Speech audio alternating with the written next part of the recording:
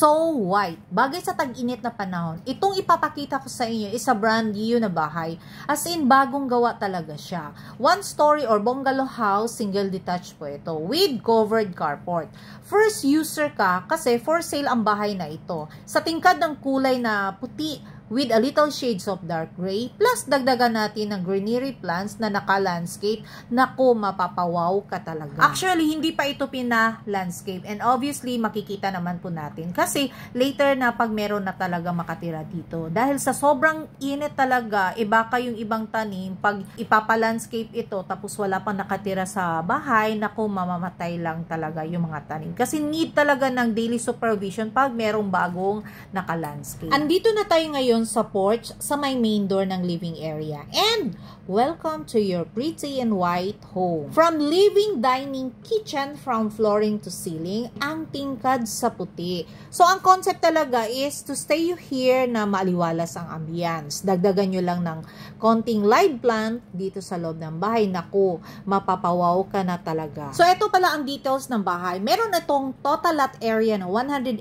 square meters. Ang floor area naman is 96.48 square meters. Meron itong 3 kwarto at 2 toilet and bath. So, meron siyang living, dining, and kitchen po. So, ang bahay dito is single detached, which is nakatayo talaga siya sa gitna ng lote. So, kung makikita nyo po siya, ito na door is side door po ito, which is ang access is dito sa may kitchen po talaga. Dito sa may countertop kitchen, makikita nyo, hindi pa naka-install ang flat cooking range with exhaust hood. Sa flat cooking range, guys, hindi po siya electric. Kumbaga, LPG po ang gamit. So, dito sa my kitchen, meron siyang double sink. And now, let's check sa mga bedrooms and bathrooms. First natin i-check ang master's bedroom. But before tayo papasok sa master's bedroom, ayan po ang view niya. From dining, kitchen, then ayan po ang common bathroom, then ito po yung master's bedroom natin. Si master's bedroom natin, guys, is meron siyang sariling toilet and bath. So, kung mapapansin nyo po talaga, guys, lahat ng mga rooms, ang mga walls nila are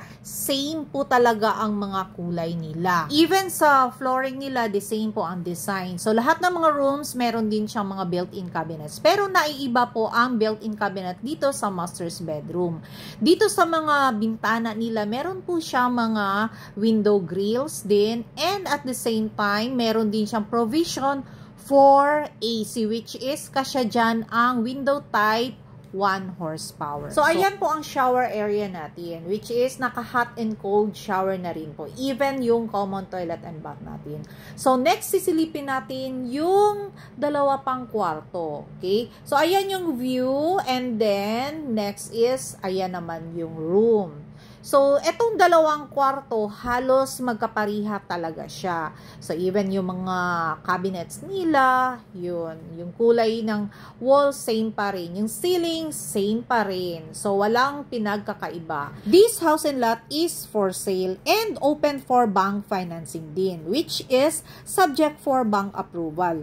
Payable up to 20 years. Ayan po ang design ng ating built-in cabinet dito sa bedroom number 2. So now, check naman natin itong bedroom number 3. Siya nga pala, guys, thank you kay ate na nakapasok kami dito sa bahay. Kasi nagkataon po talaga na nag-check ako sa isang bahay, and then nakita ko dito na naglinis sa ate. So pumasok na rin ako, at saka pinahintulutan naman niya akong nagkuha ng update dito sa bahay. Kasi dito, guys, meron talagang nagpahingi sa akin ng update sa available na ready for occupancy, which is near Davao Airport. So, ito pala yung common toilet and bath.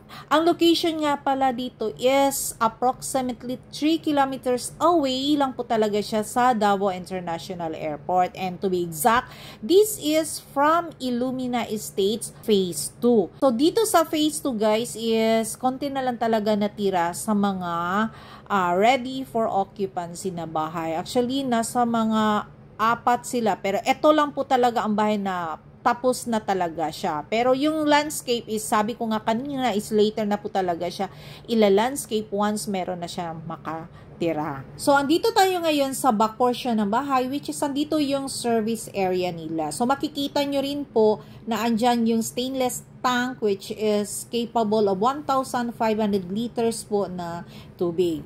Sir Jay from USA, yung tanong nyo po if i-allow po ba na mag-extend dito sa bahay? Yes, i-allow naman po, pero subject for approval po yan. Kasi meron naman po talaga ako nakikita dito ng mga kapitbahay na meron po siyang extension sa back portion and even sa side. Basta, magpaalam lang po talaga dito sa management. Okay?